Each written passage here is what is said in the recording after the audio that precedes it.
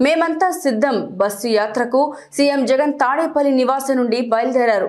ఎన్నికల సమరానికి తెరతీస్తూ నేటి నుండి ఆయన ప్రచారాన్ని ప్రారంభిస్తున్నారు.